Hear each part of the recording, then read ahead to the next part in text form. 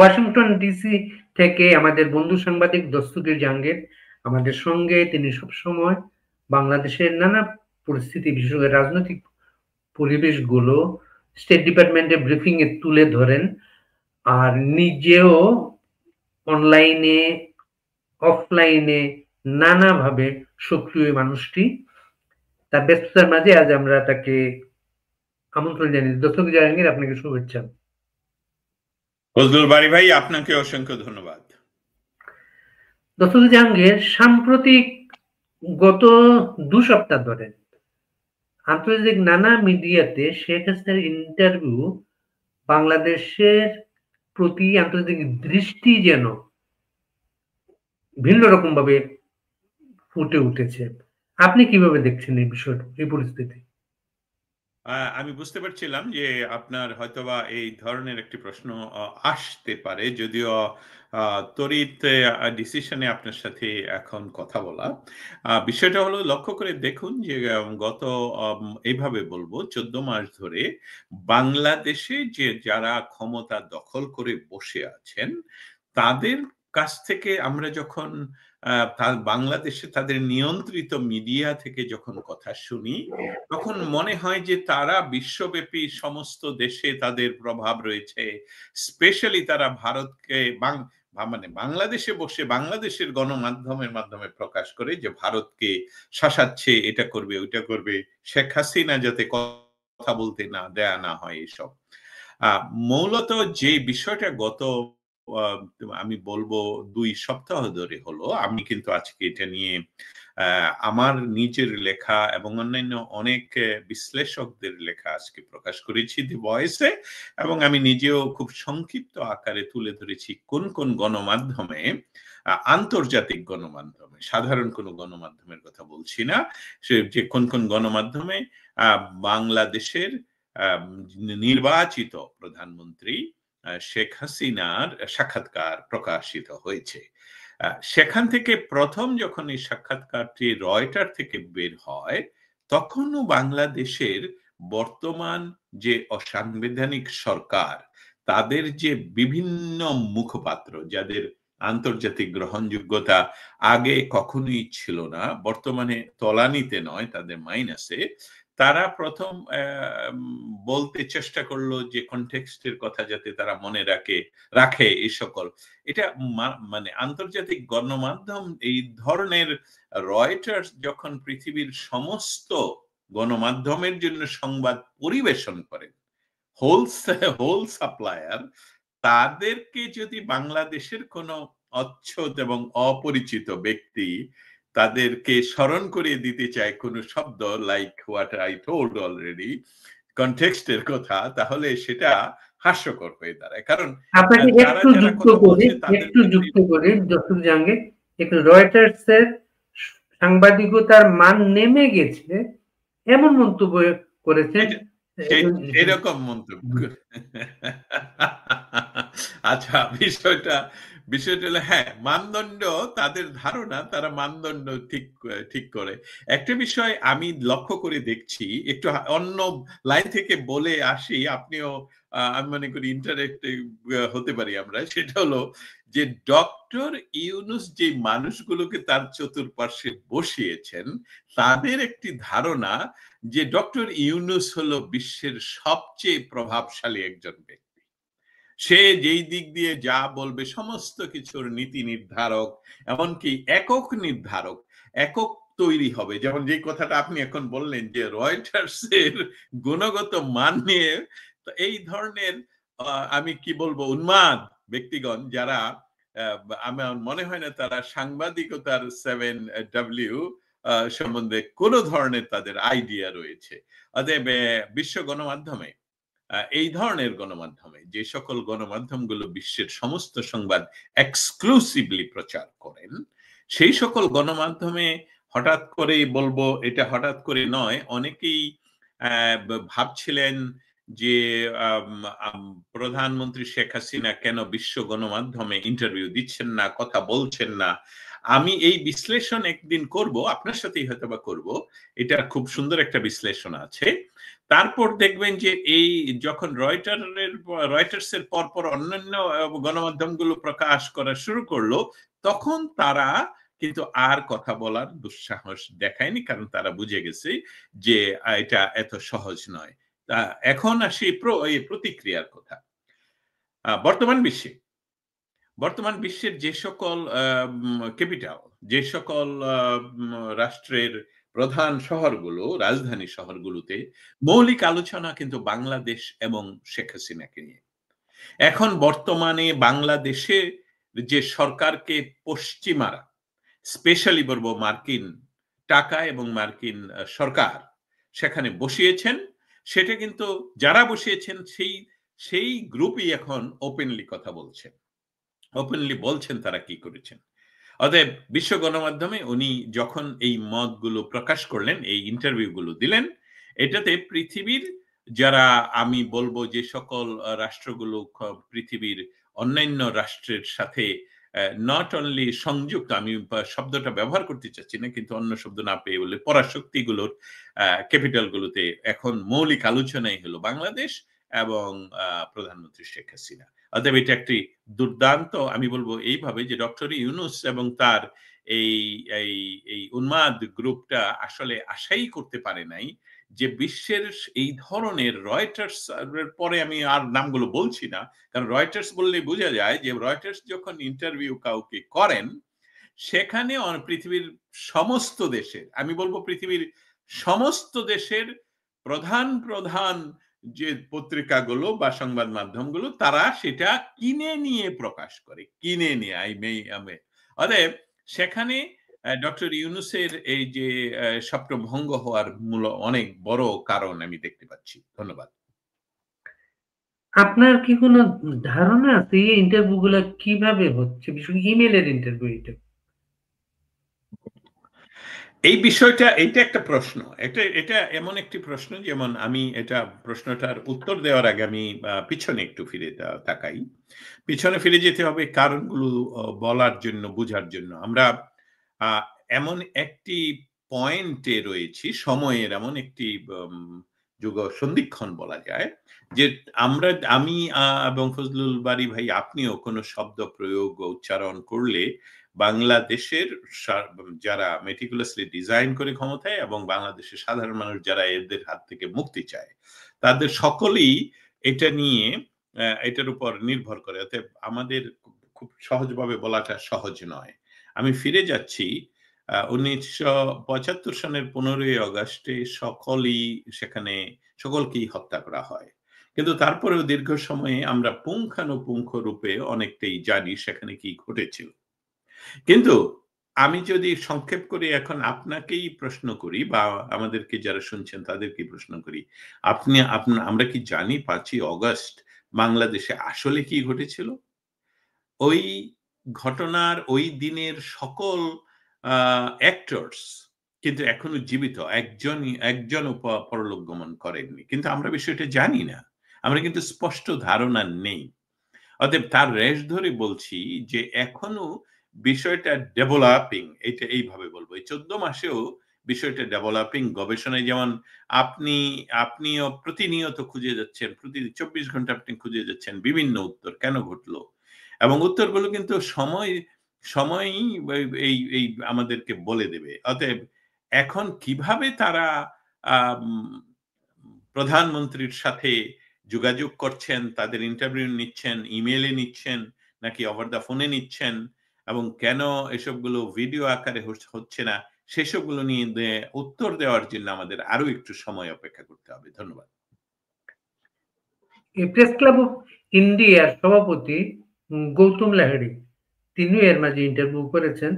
তাকে আমরা জিজ্ঞেস করেছিলাম, তিনি যে ধারণা দিয়েছেন একটা টিম, শেখ হাসিনার একটা টিম এই প্রশ্নগুলো সংগ্রহ করছে, এবং ইমেইলে যখন যে ইমেইলের মাধ্যমে তাদের সাথে যোগাযোগ হচ্ছে, এই ইমেলটা কিন্তু হ্যাক হতে পারে, এর জন্য এই ইমেলটা দ্বিতীয়বার ব্যবহার হচ্ছে না। আপনার কাছে এর বাইরে কোনো তথ্য আছে? আমি যে কথাটা এখন বলছেন ওনার সাথে আমার এখনো আলাপ করার সৌভাগ্য হয়নি সময়ের অভাবে, কিন্তু আমার সাথে বলবো সরাসরি আলাপ নয়, আমরা বিভিন্ন মাধ্যমে ওনার সাথে আমার যোগাযোগ রয়েছে, যিনি ইন্টারভিউ করেছেন। এই বিষয়টা নিয়ে যেহেতু এখনো বলবো যে আমাদের একটি বিষয় মনে রাখতে হবে। সেটা কি মনে রাখতে হবে? যে উনি কিন্তু স্বেচ্ছা নির্বাসনে নন। উনার নিজে বাংলাদেশ থেকে যে পরিস্থিতিতে উনি ভারতে গমন করতে হয়েছিল, সেটা কিন্তু উনার ইচ্ছাকৃত গমন নয়। এখন আমরা যদি বিশ্লেষণ করতে যাই, সেটা তাহলে করলো কারা? উনি তো বারবার বলেছেন, এখনো বিভিন্ন বক্তৃতায় বলেছেন যে, "আমাকে পুশ করা হয়েছে। আমাকে দেশ থেকে বাধ্য করা হয়েছে। বাংলাদেশের মানুষের কে রেখে আমি নির্বাচিত সরকার এবং আমি চলে যাব। কারণ আমার অপরাধ থাকলে গ্রেফতার হবে, বিচার হবে। আমাকে আমাকে বক্তৃতা করতে দিতে হবে বা জনগণের সামনে আমার কথা বলতে দিতে হবে।" অতএব আমরা যেহেতু প্রেক্ষাপটটা এখনো বিশ্লেষণ করে শেষ করতে পারিনি, এনালাইসিস করে শেষ করতে পারিনি, অতএব কারা সংগ্রহ করছে, কেন ইমেইল গুলো, আপনি যেটা বললেন আরকি, যেটা আপনি যেভাবে উল্লেখ করলেন রেফারেন্স দিয়ে, উনারাই বেটার বলতে পারবেন যে আসলে সেটা কিভাবে হচ্ছে। তবে আমি যেটা জানি সেটা হলো, আসলে অনেকগুলো তথ্যই আমরা আসলে শেয়ার করতে চাচ্ছি। মানে সিকিউরিটি প্রশ্নে ঠিক হবে না। যেমন আমি বলি যে উনি কিন্তু নিয়মিত তাদের উনার কর্মীদের বিভিন্ন গ্রুপে, এমনকি পৃথিবীব্যাপী বিভিন্ন জায়গায় আপনারা যদি আয়োজন করেন উনি এসে বক্তৃতা করেন। সেই টেলিফোন নাম্বার গুলো কিন্তু পরবর্তী দিনে পরবর্তী সময়ে আবার অন্য নাম্বার থেকে উনি জয়েন করেন। সো এইটার পেছনের কারণ, আমি সরাসরি সাংবাদিক হিসাবে আমি যদি বিশ্লেষণ করি বা আমি যদি কোনো উত্তর দিতে হয় ইমেইল সহ যেটা বলছেন, তাহলে বলব অনলি সেটা সিকিউরিটির জন্য। কারণ আমরা জানি যে আমাদের এখন আর এনালগ কোনো সিস্টেম নেই, সব ডিজিটাল। অতএব ডিজিটাল সিস্টেমে আপনাকে হ্যাক করা এবং আপনার অবস্থান নির্ণয় করা, কারণ আমি আমি যেহেতু আপনি এটাতে ডিগ এন্ড ডিপ করছেন সেই জন্য বলছি। আম শেখ হাসিনাকে ক্ষমতাচ্যুত করার জন্যে ডক্টর ইউনূসকে সামনে রেখে বা তাকে ব্যবহার করে, তার পেছনের যে অনেক বড়, বড় প্লেয়ার গুলো রয়েছে। তা আপনি ইতিমধ্যে হয়তোবা লক্ষ্য করছেন এই যে পাকিস্তানি জেনারেলরা কিভাবে বাংলাদেশে এখন গমন করছে। এবং পাকিস্তান, অতএব সেখানে দিল্লি এমন একটি জায়গা যেটা সিরিয়াস স্পর্শকাতর। আপনি জানেন যে ঢাকাতে আমেরিকান ২ জন নাগরিক নিহত হয়েছে, সেটা নিয়ে কোনো সংবাদ নেই। অতএব এসবগুলো অনেকগুলো বিষয়, যেমন আমি যদি আমার সিকিউরিটির প্রশ্ন কথা বলি, সেটাও আমি একদিন আপনাদের সামনে তুলে ধরব। যদিও আমি ওয়াশিংটন ডিসিতে অবস্থান করছি। অতএব সার্বিকভাবে আমি বিষয়টা দেখি অনলি সিকিউরিটি রিজনে উনার লোকেশন যাতে দিল্লির কোথায় বা ভারতের কোথায় উনি আসলে অবস্থান করছেন, সেই লোকেশন, নির্দিষ্ট লোকেশনের কথা বলছি। আমরা তো জানি উনি কোথায় আছেন। কিন্তু সে নির্দিষ্ট অবস্থানকে ট্র্যাক করা, এবং আপনি জানেন যে ভারতে বা আমি আমি দেশের নাম বলছি না, অন্য দেশের নাম বলছি না। ভারতের ইনসাইড ভারত সন্ত্রাসবাদী আক্রমণ করার জন্যে বহু ধরনের গোয়েন্দারা সেখানে, আমি বলছি শত্রু গোয়েন্দারা সেখানে অবস্থান করতে পারে। এবং এটা শুধু ভারতে নয়, এটা পৃথিবীর যে অনেক প্রায় প্রতি দেশেই এরকম একটা অবস্থা রয়েছে। কিন্তু শেখ হাসিনাকে যেহেতু ভারত বারবার বলেছেন, ভারত সরকার বারবার বলেছে, ভারতের জনগণও বারবার বলেছে, সেটা কি যে উনি আমাদের অতিথি। তো অতিথি বিমুখ হলে তাদের বা আমাদের বাঙালিদেরও ধর্ম যায় মহারাজ সাদরে। অতএব সেটাও একটা বিষয় যে উনার সিকিউরিটির প্রশ্নে হয়তোবা এমন কোনো লেয়ার গুলো তৈরি করা রয়েছে, সিকিউরিটি লেয়ার গুলো তৈরি করা রয়েছে, যার জন্য হয়তোবা সরাসরি যেসবগুলো ইমেইলে প্রশ্ন গ্রহণ করা এবং ইমেইলে উত্তর দেয়া। আমি শুধু এটার সাথে আপনার মাধ্যমে যারা আমাদেরকে শুনবেন বা শুনছেন তাদের জন্য বলছি যে আমাদেরকেও স্টেট ডিপার্টমেন্ট এবং হোয়াইট হাউসে যাওয়া, কারণ প্রতিদিন তো প্রশ্নের সুযোগ হবে না, এখানে পৃথিবীর কেন্দ্র। আপনার সাথেও আপনিও প্রেস ব্রিফিং করলে আপনার সামনে 50 জন 100 জন সাংবাদিক থাকলে আপনি প্রশ্নের সুযোগ তো সবাইকে দিতে পারবেন না, এটাই তো স্বাভাবিক। তখন আমাদেরকে সবাই তারা উদ্বুদ্ধ করে যে আপনাদের প্রশ্নগুলো আমাদেরকে লিখিত ইমেইলে পাঠান, ইমেইলে আমরা অফিসিয়ালি আপনাদেরকে উত্তর দেব। সো ওই ধরনের প্রক্রিয়া হতে পারে। ধন্যবাদ। আপনি একটা প্রসঙ্গ তুলেছেন যে শেখ হাসিনা স্বেচ্ছায় দেশের বাইরে যাননি। এই ইন্টারভিউ গুলো শুরুর পরে বিবিসির একটা শব্দ ব্যবহার করা হয়েছে, তাকে আনলক করে দিয়েছে ভারত। এবং এই সুযোগে তিনি কিন্তু ভারতের জনগণকেও ধন্যবাদ জানিয়েছেন। তারা তাকে একটা নিরাপদ হেভেন তৈরি করে দিয়েছে। আর আপনি যে নিরাপত্তার বিষয়টা উল্লেখ করলেন যে আমার অনুসন্ধান হচ্ছে কিছুদিন আগে আওয়ামী লীগের একদল নেতার সঙ্গে ওনার দিল্লিতে ফেস টু ফেস আলাপ হয়েছে। ওই আলাপটাও উনার কিন্তু দিল্লিতে যিনি থাকেন, যে জায়গায় থাকেন ওই জায়গাটা হয় নাই, অন্য একটা জায়গায় নিরাপত্তার কারণে অন্য একটা জায়গায় এই ব্যবস্থাগুলো হচ্ছে। এই এই সাক্ষাৎকার গুলা কি আপনি অবজারভেশন কি ইউনেস্কো হতভম্ব করেছে? আমি প্রশ্নের লাস্ট অংশটুকু আপনাকে জিজ্ঞেস করি। আপনি বলছেন যুক্তরাষ্ট্রের কথা। আপনার প্রশ্নটা কি যুক্তরাষ্ট্রকে নিয়ে? না, যুক্তরাষ্ট্র কি ইউনুস হতভম্ব হয়েছে? ইউনুস ইউনুস ওকে, ওকে। সেটি আমি মানে আমি সেই শব্দটা ভেঙে আসছিল। ইউনুস হতভম্বই শুধু হয়নি, ইউনুসের কাছে সেটা অনেকটাই একটি এমন এক মানে আমরা এইভাবে বলি, মানুষ যদি কাউকে মানে মহা ব্যক্তি হিসাবে প্রতিনিয়ত আ প তাদের ইয়ে করে, পূজনীয় করে তোলে কোনো একটা বলয়ের ভিতরে, সে কিন্তু তাকে মহাশক্তিধর মনে করে।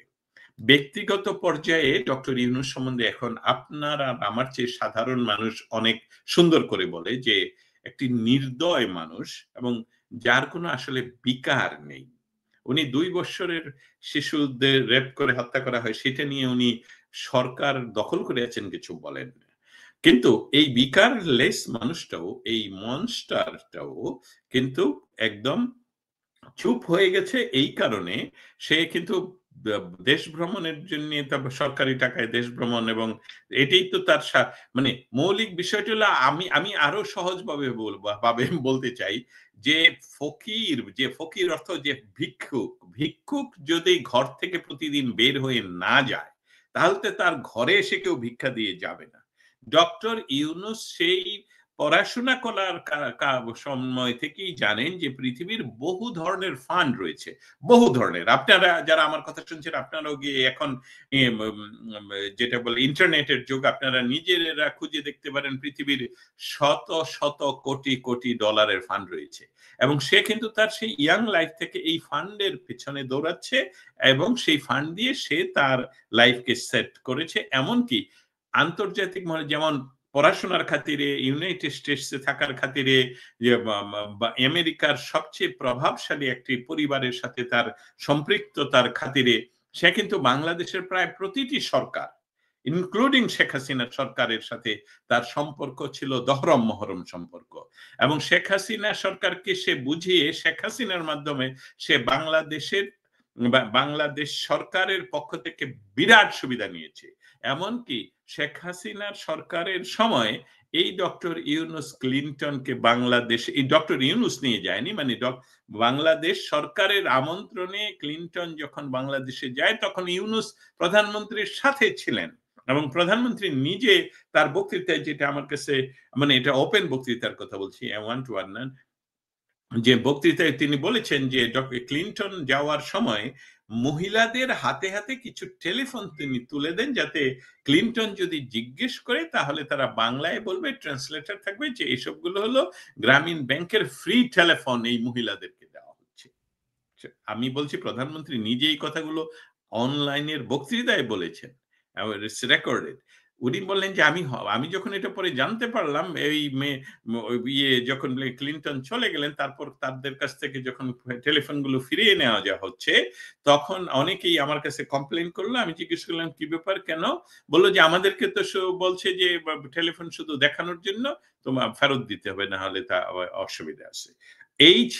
এই হলো এই ব্যক্তি, সেই ব্যক্তি, সে আসলে এই ভিক্ষার থলি নিয়ে, নিজের এসবগুলো নিয়ে সে এই জন্য সরকার প্রধান হয়ে তার তো আমার মনে হয় ২৪ ঘন্টায় শুধু ঘুমানোর এবং তার বাথরুম, টয়লেট, খাওয়া দাওয়া ছাড়া অন্য সময় তো তার সময় নেই। কারণ একটা দেশ পরিচালনার দায়িত্বভার তার কাছে। তাহলে সে প্রতিদিন প্রত্যেক মাসে দেশে বিদেশে যায় কেন? কিন্তু শেখ হাসিনা যখন আন্তর্জাতিক গণমাধ্যমে ওনার এতগুলো এবং সিরিজ, আমার মনে হচ্ছে আরো থাক না, হ্যাঁ আরো আসবে। তার কাছে অনেকদিন লাগবে। যে লম্বা সিরিয়াল আমরা জানি, অনেকদিন লাগবে এগুলো শেষ হ্যাঁ, হতে। অতএব এই ডক্টর ইউনূস এখনো এই শক, যে এইজন্য সে যদিও বলা হচ্ছে যে সৌদি আরব তাকে ভিসা দেয় নাই, আমার মনে হচ্ছে সে কনফিউশনে পড়ে গেছে।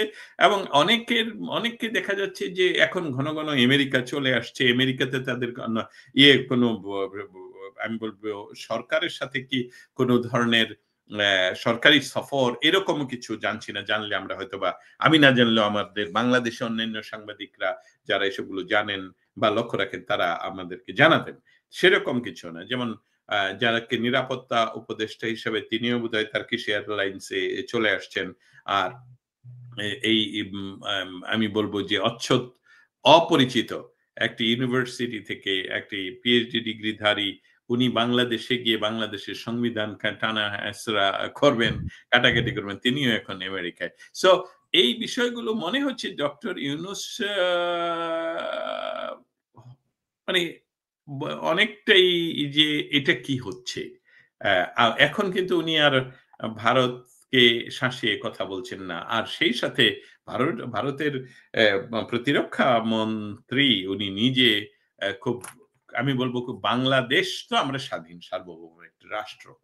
আমাদের দেশকে তারা বেদখল করে বসে আছে। কিন্তু তারপরেও মানে বেআইনিভাবে দখল করে। কিন্তু তারপরে অন্য একটি রাষ্ট্রের এম প্রতিরক্ষা মন্ত্রী অন্য দেশের প্রধানকে যখন বলেন মুখ সামলায় কথা বলবেন, ডক্টর ইউনূস ওই পর্যায়ে নেমে গেছেন ফজলুল বারী ভাই।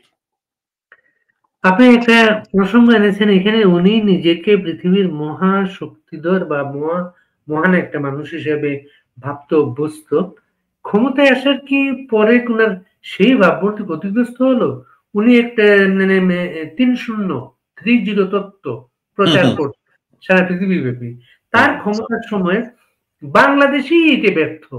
বাংলাদেশেই বেকারত্ব বেড়েছে, বাংলাদেশই দারিদ্র, সমস্ত সমস্যাগুলা বাংলাদেশে বেড়ে গেছে তার আমলে। প্রথমে বলি ৩-০ তত্ত্ব। সেটা হলো কি, পরিবেশগত যে কোনো এমিশন হবে না পৃথিবীতে। পাগল ছাড়া কেউ বিশ্বাস করবে না। কেন, এমিশন তো আমিও আপনি তৈরি করি। আমি আপনি যে খাই, হ্যাঁ, আমি আপনি যে শ্বাস ফেলাই, আমি আপনি যে বায়ু নির্গত করি, এসবগুলো তো এমিশন। আচ্ছা, এটা হলো পাগলামে। দ্বিতীয়, ইন্টারনেট ব্যবহার করে আমরা কথা বলছি, এখানে এই সমস্যাগুলো আছে। সে তাহলে ১ম এই বিমান ব্যবহার করা বন্ধ করে না কেন? সে ১ম এই তার জুতা ব্যবহার করা বন্ধ করে না কেন? সে কেন সমস্ত গ্রামীণ কি যারা বিভিন্ন কিছু তৈরি করছে, তার ব্যাগ-ট্যাগ এসবগুলো সবগুলো এমিশন তৈরি করছে। অতএব সে এটা হলো একটা। তারপরে কি যে থাকবে না, গরিব থাকবে না। মার্কসিজম নিয়ে আমার গভীর পড়াশোনা বলতে পারেন। গভীরের অর্থ হলো আমি তাত্ত্বিক নই। মানে আমি আমাকে জানা বোঝার জন্যে সেখানে এটা এই মানুষকে মুক্তি দেওয়ার যে সনদ, যে আমরা কেউ গরিব থাকবে না, সমবন্টন হবে আমাদের সম্পদের। এইটা তো ফেল ইতিমধ্যে। পৃথিবীতে তো ৫০-৭০ বছর করা হলো, এক্সপেরিয়েন্স করা হলো। কারণ হিউম্যান ফ্যাক্টরি এটার বিরোধী। আমি যখন ব্যক্তিগত এটা আমেরিকা এই বিষয়টাতে খুব সাকসেসফুলি ডিফাইন এবং ডিফেন্ড করতে পেরেছে যে কেন capitalism is better then socialism. কারণ আমি যখন উদ্বৃত্ত সম্পদের মালিকানার অংশ আমি না বা মালিক আমি না, তখন আমার ইন্টেনশন কোনো ইয়া থাকে না যে সার্ভিস দেওয়ার জন্য, ছোট হোক বড় হোক। আমি শুধু উদাহরণ দিব যে একটা রেস্টুরেন্ট যখন আপনি মালিক না, আপনি ওই রেস্টুরেন্টের যে কোনো লেভেলে চাকরি করেন, এই চাকরিটা করার অর্থ হলো এবং আপনার মালিক হলো যে এটা আপনি নিজেই মালিক, মানে সরকারি মালিকানায়।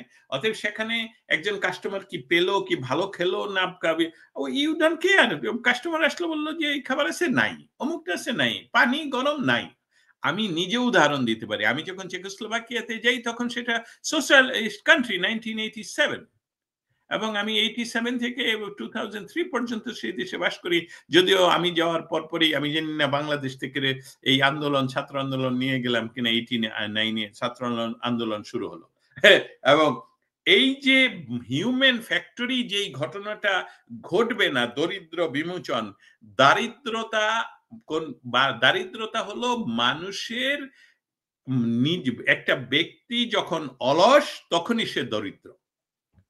এই সম্পদ আপনাকে এনে কেউ দিবে না আপনি যদি কঠোর পরিশ্রম না করেন। উদাহরণ দেই এই ডক্টর ইউনূস, কারণ এই ডক্টর ইউনূস এই ছোট কাল থেকে সে বারবার এখন কিন্তু প্রায়ই বলে যে বুদ্ধি থাকলে চাকরি করতে হয় না। বুদ্ধি, হ্যাঁ, উনি ওনার বুদ্ধি আছে, উনি জানে যে ফান্ড উঠছে পৃথিবীর সমস্ত জায়গায়। সে এখানে উনি লিখতে জানেন, যে মিথ্যা কথা বলতে জানেন, যে আমি গ্রামীণ ফোন দিচ্ছি ফ্রি, অতএব আমাকে টাকা দাও।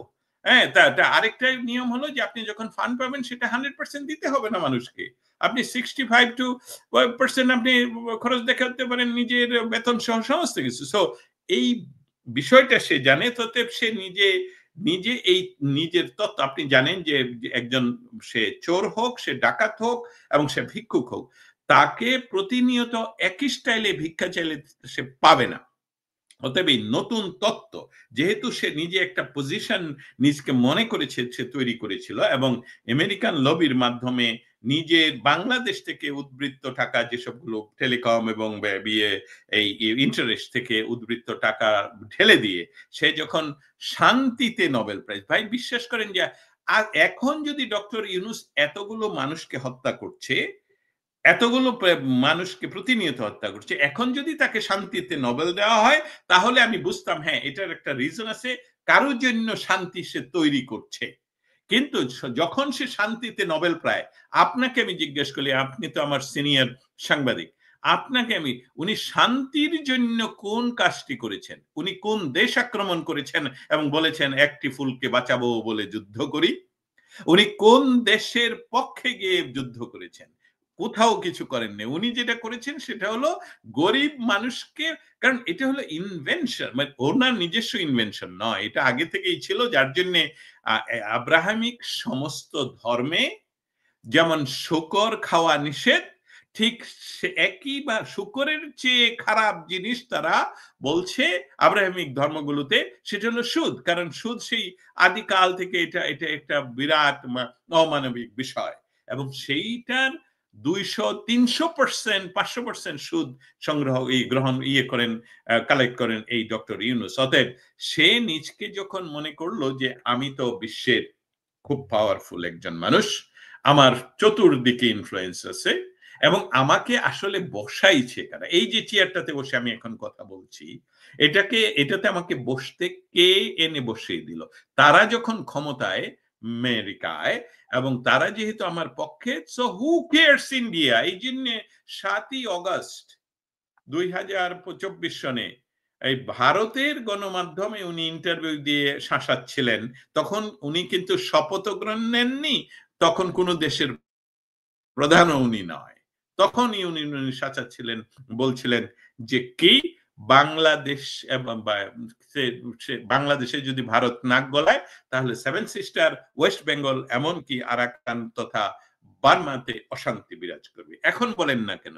অতএব তার স্বপ্ন ভঙ্গর অনেক কারণ রয়েছে। ধন্যবাদ। আমেরিকাতে কোনো পরিবর্তনের শব্দ শুনেন বা আলাপ আলোচনায়? আমি আসলে অগ্রিম কিছু বলতে চাই না, কিন্তু আপনি যেহেতু সংবাদ মাধ্যমে এসবগুলো চলে এসেছে, সেসবগুলো কিছু একটু আলাপ করি। সেটা হলো তুলসী গাবার্ড কিছু কথা বলেছেন, আপনারা লক্ষ্য করেছেন। তুলসী গাবার্ড যেটা বলেছেন সেটা হলো যে আমরা রেজিম চেঞ্জের যে বাইডেন প্রশাসনের যে ছিল, তার থেকে আমরা বের হয়ে এসেছি। ইয়েস, আমরা যারা আইনশাস্ত্র নিয়ে পড়াশোনা করেছি আমরা একটা বিষয় জানি, শুধু ক্রিমিনাল আইনে যদি কোনো নতুন আইনে কোনো একজন আসামির কম শাস্তি হবে নতুন ধারায়, নতুন আইনে, তাহলে ওই আইনটা আগে থেকে ভ্যালিড হইতে পারে।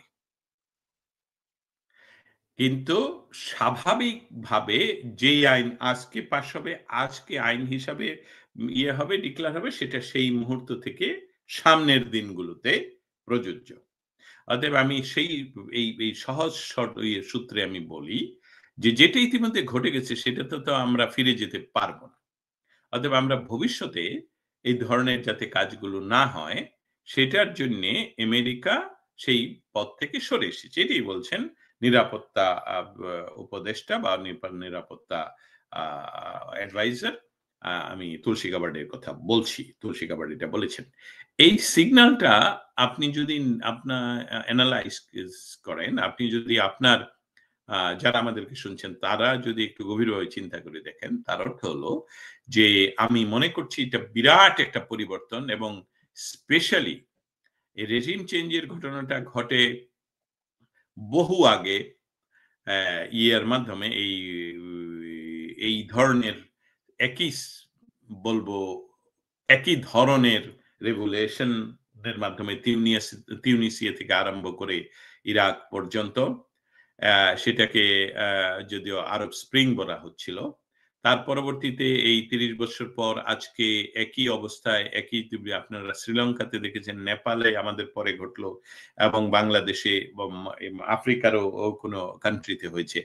এই বিষয়গুলো থেকে আমেরিকা তাদের নিজস্ব যে অর্থায়ন সেটা থেকে সরে আসার সম্ভাবনা দেখা দিয়েছে।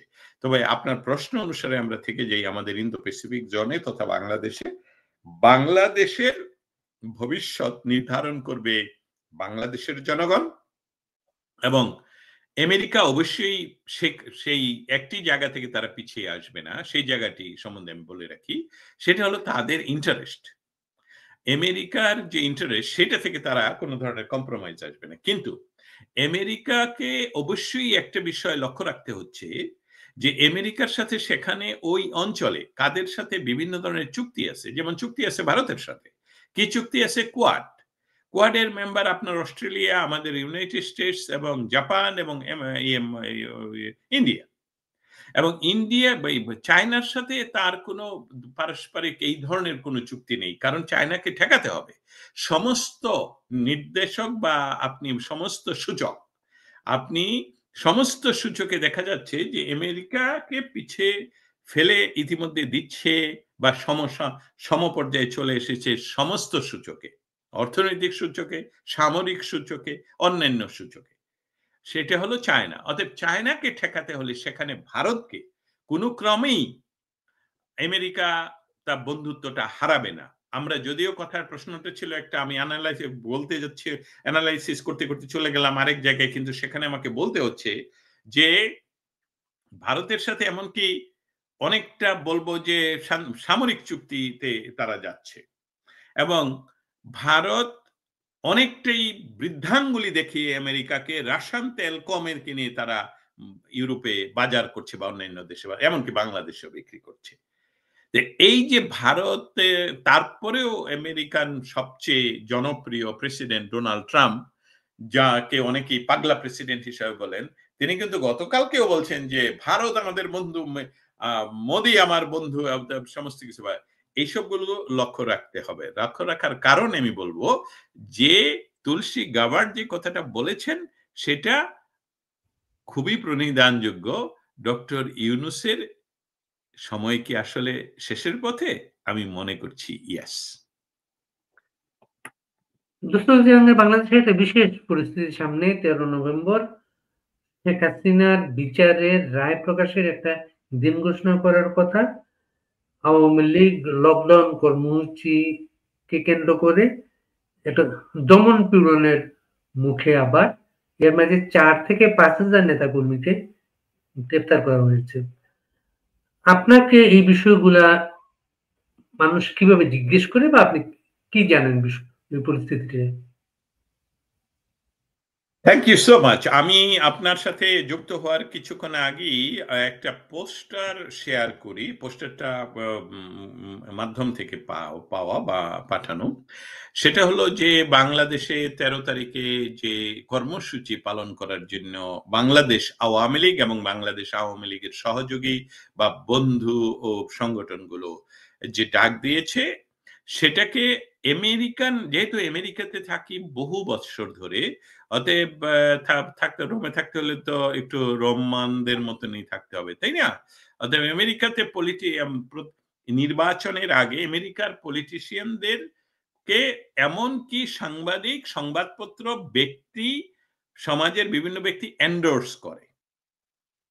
আমি কিন্তু আমার নাম দিয়ে এই এই একটা প্রচারপত্র ফেসবুকে শেয়ার করে আমি বলছি এটাকে সমর্থন, উইদিন ব্র্যাকেটে বলছি এন্ডোর্স কর।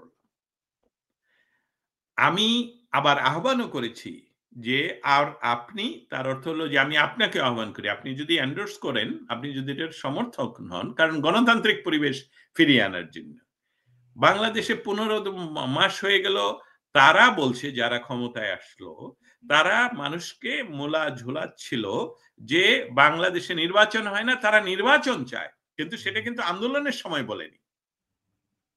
আন্দোলন করেছে পুরাপুরি অন্য কথা বলে, কিন্তু তারপরে এটার সাথে যুক্ত করেছে যে শেখ হাসিনা ফ্যাসিস্ট, অতএব শেখ হাসিনাকে ফেলে দিতে হবে। ফেলে দিল। ফেলে দিয়ে তাহলে তোমরা আর নির্বাচন দিচ্ছ না কেন? ফ্যাসিস্টদের মৌলিক চরিত্র হয় তারা অন্য রাজনৈতিক শক্তিকে নিষিদ্ধ ঘোষণা করে। এটা হলো ফ্যাসিস্টের বেসিক, যে আমরা ছাড়া অন্য কেউ না। এবং সেটা এরকম না যে তোমরা এক্সিস্ট করতে পারবে না, সেটা না, তারা এক্সিস্ট করতে পারবেই না। যেমন বাংলাদেশ আওয়ামী লীগের, আপনি জানেন যে ডক্টর ইউনূস যখন এখানে এসেছিলেন সেপ্টেম্বরে, সে যাওয়ার পথে একটা তার নিজস্ব অর্থায়নে বোধহয় একটি গণমাধ্যম, যেটাকে আমি আসলে চিনি না, নামও জানি না, তাকে উনার ইন্টারভিউ দেন, এবং সেই ইন্টারভিউয়ে সেই অ্যাঙ্কর যখন বারবার জিজ্ঞেস করছিলেন যে আওয়ামী লীগকে নিষিদ্ধ করেছেন, তাদের তো বাংলাদেশের সবচেয়ে বেশি সাপোর্টার বা ভোট আছে, ও একদম সে যেভাবে নির্দ্বিধায় মিথ্যা কথা বলতে থাকেন, সেভাবে বলছে না এটা তো নিষিদ্ধ না, তাদের কার্যক্রম বন্ধ। তো ওই লোক আবার বলল, অ্যাঙ্কর জিজ্ঞেস করে কার্যক্রম বন্ধ মানে তাদের অফিস কি, তারা অফিসে যেতে পারে? না, অফিসে যেতে পারে না, কাজ করতে পারে। তাহলে আলটিমেটলি তারা তো নিষিদ্ধ ঘোষিত। অতএব ফ্যাসিজমের প্রথম হলো যে মানুষের অধিকারকে হরণ করে ফেলা, যেটা আইন দিয়ে। তারা এটা তো নিষিদ্ধ ঘোষণা করেছে। বর্তমান সরকার অধ্যাদেশ বলেন, আদেশ বলেন দিয়ে এটা নিষিদ্ধ ঘোষণা করেছে।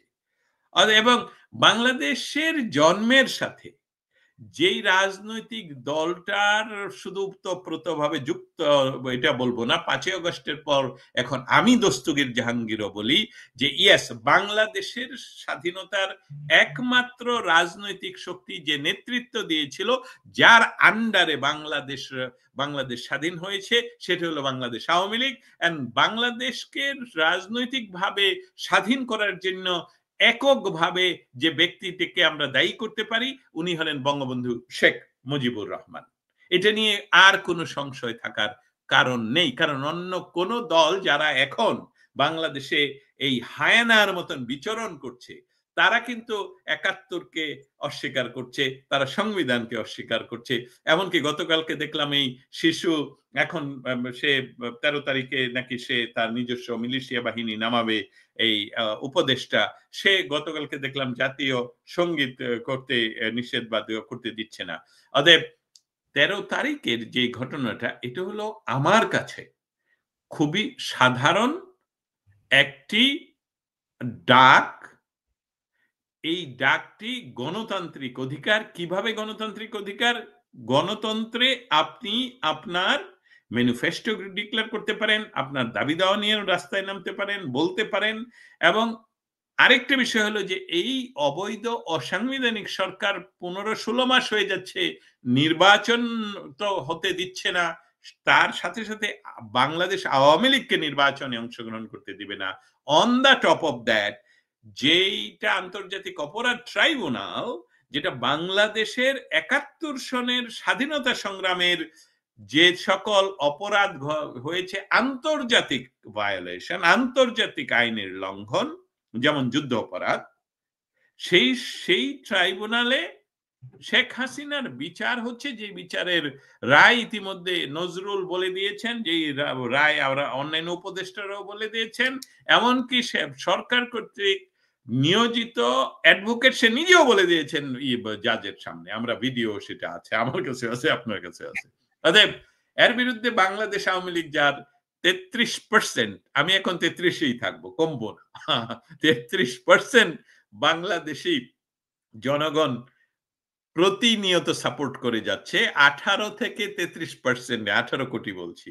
অতএব তাদেরকে বাদ দিয়ে আপনি একটা তাদের বিচার করবেন এবং সেটা রায় ডিক্লেয়ার করবেন, সেই কোর্টে, যেই কোর্ট আসলে এটা আপনারা তৈরি করেছেন, এখন চেঞ্জ করেছেন, এটা ক্যাঙ্গারু কোর্ট হিসেবে, সবই আপনাদের নিয়ন্ত্রিত, জামাতের নিয়ন্ত্রিত, এবং সেখানে আওয়ামী লীগকে নির্বাচন করবেন, সেই নির্বাচনে তো খেলতে দিব না, তোকে নিব না ভাব, আমরা ছোটকালে তো তাই করতাম, তাই না? কাউকে এই 2-3 জন মিলে যে তোকে নেওয়া যাবে না, কারণ তাকে ওই দিন শাস্তি দিতে হবে। এই যে এটার বিরুদ্ধে যে ডাক, এই ডাকের প্রতি আমার ইয়ে রয়ে গেল, মানে অবশ্যই আমি এন্ডোর্স করি, এবং আমি আশা করি সকলেই এন্ডোর্স করবেন।